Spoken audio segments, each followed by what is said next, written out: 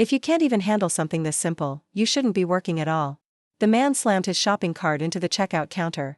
Bags fell, cans rolled across the floor. The entire store went silent. But what he didn't know was what happened next would humiliate him on the spot. This took place during a late-night shift at a grocery store in Atlanta. Behind the register stood Maria Diaz, 7 months pregnant, her feet swollen, and her back burning with pain. Still, she smiled at every single customer, saying, "Hi there, how's your day going?" Most people smiled back. Some even asked about the baby. But then, a man in a suit stepped up to her line. "Move faster," he snapped. "Don't waste my time." Maria took a deep breath. "Yes, sir. I'll do my best." She scanned a few items, and then, the register froze. "I'm sorry, sir," she said softly. "The system's running a little slow tonight." The man exploded. "Are you kidding me? Are you incompetent or just stupid?" He threw his wallet onto the counter. It struck her wrist and fell to the floor. Maria flinched, instinctively protecting her stomach. "Sir, please, I really am trying.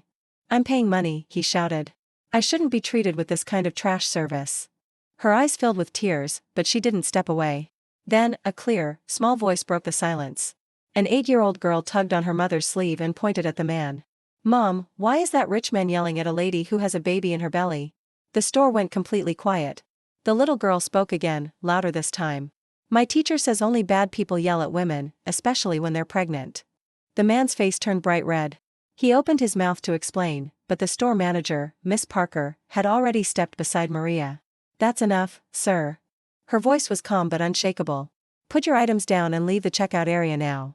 "I just wanted proper service," he argued. "No," Miss Parker cut in. "You were humiliating my employee. She's carrying a life. What she deserves is respect, not abuse. Pick up your wallet and leave the store." The man grabbed it and walked out under everyone's stare. Maria finally broke down, her hands still shaking. The little girl stepped up to the counter, stood on her tiptoes, and whispered, "Don't cry, miss. You're working so hard with a baby inside you. You're a superhero." Maria smiled through her tears. "Thank you, sweetheart. You're braver than a lot of adults." Sometimes, speaking the truth doesn't require power, money, or age. Sometimes it only takes the purest voice of all, a child's. If you believe kindness matters more than status, hit that like button and share this story with others. Thanks for watching.